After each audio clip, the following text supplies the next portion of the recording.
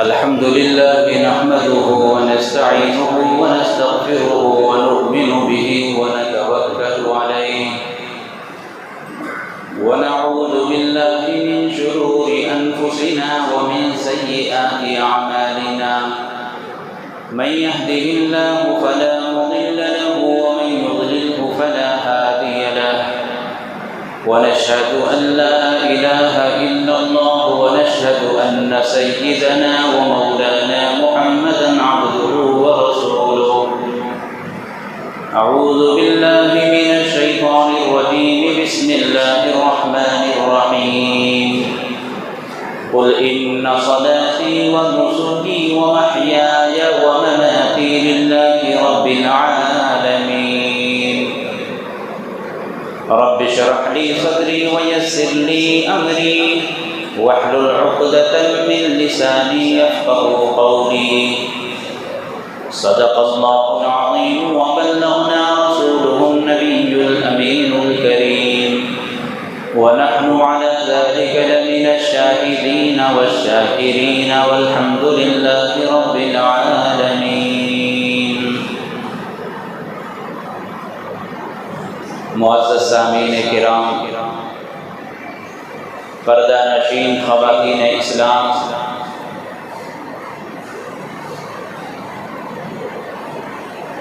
رب کائنات کا بے حد شکر ہے، اللہ تعالیٰ نے ہمیں دوبارہ معمول والی زندگی اور عبادت کا موقع عطا فرمایا.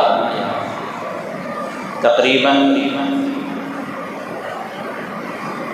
2 مہینے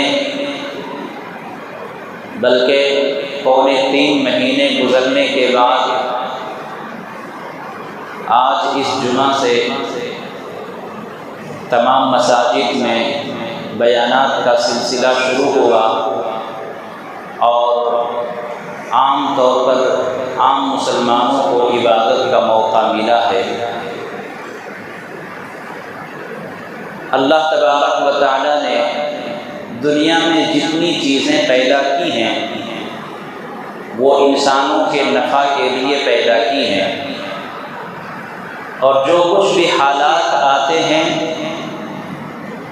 اس کا بھی انسانی اعمال سے تعلق رکھتا ہے.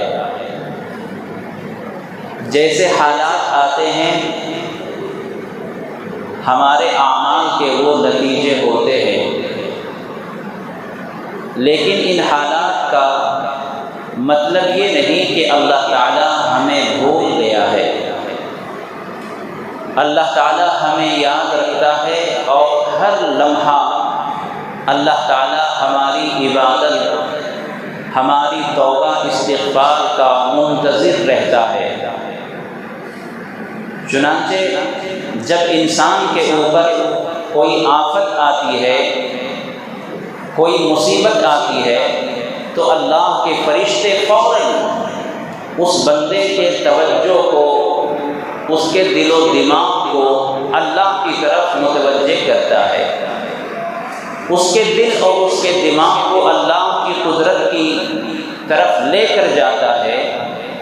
اس کے قلب کو اللہ تبارک و تعالی اپنی رحمت کی طرف بلاتا ہے، اور انسان ان حالات سے پریشان ہو کر اللہ کی طرف رجوع کرتا ہے. تو پھر اللہ تبارک و تعالی اس بندے سے بہت پیار فرماتا ہے اور بہت رحم فرماتا ہے. تو دنیا میں جو حالات آتے ہیں اس کا یہ مطلب نہیں کہ اللہ اپنے بندوں سے لاپرواہ ہو گیا اور اللہ اپنے بندوں کو آزاد چھوڑ دیا ہے، بلکہ ہر لمحہ اللہ تبارک و تعالی ہماری کوتاہیوں پر، ہماری عبادت پر، ہماری تقوی طہارت پر اللہ کی نظر ہوتی ہے.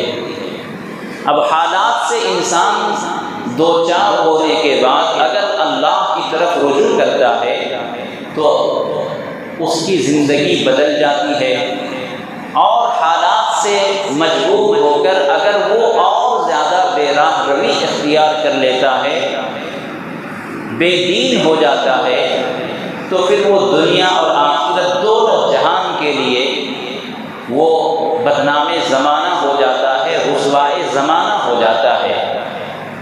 تو آزمائشیں اور حالات اللہ تبارک و تعالیٰ ہی کی طرف سے آتے ہیں۔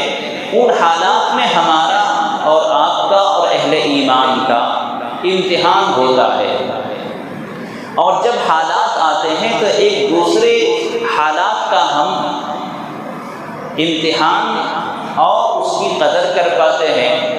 حالات آنے کے بعد ہی انسان امتحان لے پاتا ہے اپنوں کا اور غیروں کا۔ اسی طرح ایک دوسرے کی قدر معلوم ہوتی ہے۔ حالات نہیں آتے تو کچھ نہیں معلوم ہوتا۔ ابھی جو حالات گزرے ہیں، لاک ڈاؤن کے جو ایام گزرے ہیں، ایک خبر ایسی بھی آئی ہے کہ ایک بیوی نے اپنے شوہر سے یہ کہہ کر چھوڑ دیا اور گھر چھوڑ کر چلی گئی، بچوں سمیت چلی گئی کہ اب تمہارے پاس نہ کھانے پینے کی کوئی چیز ہے، نہ یہاں چین کی زندگی گزار سکتی ہوں، اس لیے میں جا رہی ہوں۔ تو جب شوہر مجبور ہو جائے، کمانے کی طاقت نہ ہو یا ذریعہ کمانے کا ختم ہو جائے، تو ایسی حالت میں بیوی کا امتحان ہوتا ہے۔ ایک باوفا بیوی اپنے شوہر کی غربت میں بھی اس کا ساتھ نہیں چھوڑتی، بلکہ وہ اپنے شوہر کا ہاتھ بٹاتی ہے، حوصلہ دیتی ہے، اور وہ کہتی ہے کہ کوئی بات نہیں، ایک روٹی میں ہم 4 ٹکڑے کریں گے اور مل کر کھائیں گے، اور ہر حالت میں ہم آپ کے ساتھ رہیں گے، آپ کا ساتھ چھوڑنے کے لیے ہم تیار نہیں ہیں۔ تو حالات آنے کے بعد اپنوں کا بھی امتحان ہوتا ہے، اس لیے حالات سے ہمیں مایوس نہیں ہونا ہے۔ ہر تاریکی کے بعد امید کی کرن ہوتی ہے، ہر تاریکی کے بعد اجالا ہو آتا ہے، اور اللہ تبارک و تعالیٰ نے ویسا کر کے دکھلایا۔ بہرحال اللہ تبارک و تعالیٰ کا بڑا فضل اور احسان ہے کہ اللہ تعالیٰ نے ہمیں دوبارہ مساجد کے اندر جمعہ نماز اور دیگر عبادتوں کا موقع پھر سے عطا فرمایا۔ رمضان کے بعد اور عید الفطر کے بعد اب ایک اور عید ہمارے سامنے ہے، جس کا نام عید الاضحیٰ ہے، اور انشاءاللہ 1-2 دن میں اس کا چاند نظر آنے والا ہے۔ آج ذی القعدہ کی 27 تاریخ ہے، کل 28 ہے، اور اتوار 29 تاریخ ہوگی۔ تو جو اپنے اپنی طرف سے قربانی کرنے کا ارادہ رکھتے ہیں، یہ میں اعلان کے طور پر پہلے ہی کہہ دوں کہ اگر کوئی اپنی طرف سے قربانی کرنا چاہے تو ان کے لیے یہ حکم ہے کہ ذی الحجہ کا چاند نظر آنے سے پہلے وہ اپنے بال ناخن وغیرہ کٹ کروانا ہے تو کٹ کروا لے۔ ذی الحجہ کا چاند نظر آنے کے بعد، یعنی قربانی کا چاند نظر آنے کے بعد اپنے بال اور ناخن وغیرہ نہ تراشے۔ تو ابھی ہفتہ کل اور اتوار کی شام سے پہلے یعنی مغرب سے پہلے آپ اپنے بال وغیرہ ناخن وغیرہ تراش سکتے ہیں۔ اس کے بعد جو اپنی طرف سے قربانی کرنا چاہیں ان کے لیے یہ حکم ہے کہ وہ قربانی کرنے تک اپنے بال وغیرہ نہ کاٹیں۔ تو خیر، اللہ تبارک و تعالیٰ نے یہ جو قربانی کی جو عبادت ہے، یہ اللہ تبارک و تعالیٰ نے امت محمدیہ کے ساتھ بڑا ہی پیار اور بڑا ہی امتیازی سلوک فرمایا ہے۔ قربانی ہر زمانے میں ہوتی رہی ہے، لیکن قربانی کی چیزوں کو استعمال نہیں کی جاتی تھی۔ قربانی جو چیز دی جاتی تھی اس کو جانوروں کے لیے، پرندوں کے لیے چھوڑ دیا جاتا تھا، اس کا استعمال لوگ نہیں کرتے تھے، جائز نہیں تھا۔ لیکن اللہ تبارک و تعالیٰ نے امت محمدیہ کے لیے یہ خاص امتیاز فرمایا کہ قربانی ہم کرتے ہیں، اور ان چیزوں کا استعمال بھی ہمارے لیے اللہ تعالیٰ نے جائز رکھا ہے۔ بلکہ قربانی جو خاص قربانی جو عید الاضحیٰ کے دن ہوتی ہے، اس دن تو اللہ کا یہ فرمان ہے کہ اس دن تم قربانی کے گوشت سے کھانا شروع کرو۔ پھینکنے کی دور بات ہے، پھینکنا بھی نہیں ہے، نہ کوئی ضائع کرنا ہے، بلکہ اس دن قربانی کے گوشت سے اپنے کھانے کو شروع کرنے کا حکم دیا ہے۔ اور پچھلی امتوں کو کیا تھا کہ جو چیز قربانی میں آپ چڑھاتے ہیں، دیتے ہیں اللہ کی بارگاہ میں، اس کو آپ استعمال نہیں کر سکتے، اسے جانوروں کے لیے، پرندوں کے لیے چھوڑ دیا جاتا تھا۔ قربانی کے بارے میں آپ کو پتہ ہے کہ ہر امت میں یہ قربانی رہی ہے، اور آج بھی قربانی ہر امت میں، ہر فرقے میں اور ہر مذہب میں چل رہی ہے۔ قربانی کا مطلب کیا ہوتا ہے؟ قربانی کا مطلب یہ ہوتا ہے کہ اللہ کے لیے کوئی اعلیٰ چیز حاصل کرنے کے لیے ادنا چیز قربان کر دینا، چھوڑ دینا۔ جیسے آپ اگر اونچی ڈگری سے کامیاب ہونا چاہیں ایجوکیشن کی لائن سے، تو آپ کو نیند کی قربانی کرنی پڑتی ہے، تو نیند قربان کر دینا، نیند چھوڑ دینا، نہ سونا، راتوں کو جاگ کر آپ کو پڑھائی کرنی پڑتی ہے، ایجوکیشن حاصل کرنا پڑتا ہے۔ تو جو اعلیٰ اور ہائی کوالٹی کی چیز ہوتی ہے، اس کو حاصل کرنے کے لیے ادنا چیزوں کو چھوڑنا پڑتا ہے، اس کو کہتے ہیں قربانی۔ اب یہ قربانی میں جو ہم جانور ذبح کرتے ہیں، اس کا بھی فلسفہ وہی ہے کہ ہم ایک جانور قربان کر کے ہم اللہ کا تقرب اور اللہ کی قربت، اللہ کی محبت حاصل کرنا چاہتے ہیں۔ تو جانور کی قربانی کر کے ہم اللہ کی محبت اور اللہ کی قربت حاصل کرتے ہیں، اس لیے یہ جانور ذبح کیا جاتا ہے۔ اور یہ اعتراض کی بات نہیں ہے، دراصل تعصب کا چشمہ جب کوئی لگاتا ہے تو اسے یہ ظلم نظر آتا ہے، اور لوگ کہتے ہیں کہ ایک دن میں مسلمان اتنے جانور کاٹ دیتے ہیں، ایک دن میں اتنا خون بہا دیا جاتا ہے۔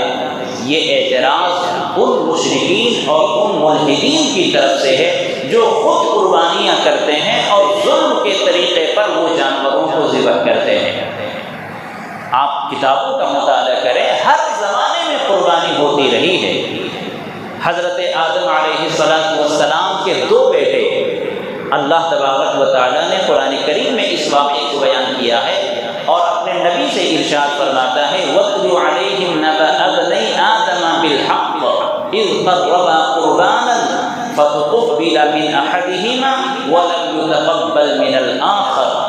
اللہ تعالیٰ فرماتا ہے اے نبی، آپ اہل کتاب سے، چاہے وہ توریت والے ہوں چاہے وہ انجیل والے ہوں، ان دونوں سے آپ کہہ دیں، اہل کتاب جو بھی آتے ہوں، اللہ فرماتا ہے اے نبی آپ ان سے کہہ دیں کہ آدم علیہ السلام کے دو بیٹوں نے قربانی پیش کی تھی۔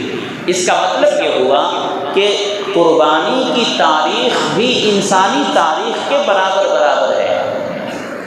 آدم علیہ السلام پیدا ہوئے، ان کے دو بیٹے ہوئے، وہیں سے قربانی شروع ہو رہی ہے۔ تو آدم علیہ السلام کے دو بیٹے حابیل اور قابیل، ان دونوں بھائیوں نے سب سے پہلے قربانی پیش کی۔ ہاں، قربانی کا طریقہ الگ الگ ہے۔ حابیل نے میڑھے کی قربانی کی تھی، جانور کی قربانی، اور قابیل نے زمین سے پیدا ہونے والے غلہ وغیرہ کی قربانی پیش کی تھی۔ تو اس زمانے میں ہمارے یہاں قربانی جانور کو ذبح کیا جاتا ہے، اس زمانے میں حضرت آدم علیہ السلام کی شریعت میں قربانی کا طریقہ الگ تھا۔ طریقہ یہ تھا کہ جو اپنی قربانی اللہ کی بارگاہ میں پیش کرنا چاہتے ہیں وہ کھلے میدان میں لا کر رکھ دیں، کھلے میدان میں آسمان کے نیچے چھوڑ دیں، رکھ دیں۔ زمین آسمان سے ایک آگ کا گولا آتا اور جس چیز کو وہ آگ جلا دیتی، اس زمانے میں یہ سمجھا جاتا تھا کہ اس کی قربانی قبول ہو گئی۔ چنانچہ حضرت آدم علیہ السلام کے دونوں بیٹے حابیل اور قابیل نے اپنی اپنی چیزوں کو میدان میں رکھا، میڑھا بھی رکھا گیا اور غلہ وغیرہ بھی رکھا گیا۔ آگ آسمان سے آئی اور حابیل کے میڑھے کو جلا دیا، یعنی وہ آگ کھا گئی۔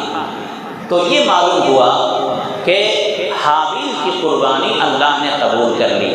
تو اس زمانے میں ذبح کرنے کا نہیں تھا، لیکن قربانی تھی۔ تو اسی طریقے سے ہر مذہب میں قربانی کا طریقہ مختلف رہا۔ حضرت آدم علیہ السلام کے بعد انبیاء آتے رہے اور قربانی ہوتی رہی۔ حضرت ابراہیم علیہ السلام کا زمانہ آیا اور حضرت ابراہیم علیہ السلام نے خواب میں دیکھا، اور پھر کیا کیا ہوا وہ بڑی لمبی تاریخ ہے جو آپ جانتے ہیں۔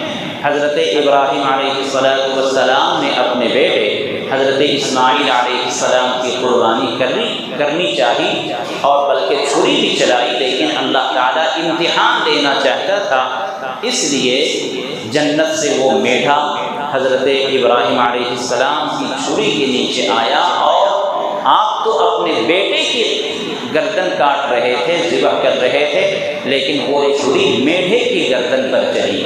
تو حضرت ابراہیم علیہ السلام کی اس سنت کو اللہ تعالیٰ نے قیامت تک جاری فرما دیا، اور اب ہم جو قربانی کرتے ہیں یہ انہی باپ بیٹے کی یادگار ہے، اور حضرت ابراہیم علیہ السلام کی یہ سنت ہے۔ تو سنت ابراہیمی اس قربانی کو اسی لیے کہا جاتا ہے کہ ہم انہی کی قربانی یاد کر کے اس سنت کو دہراتے ہیں۔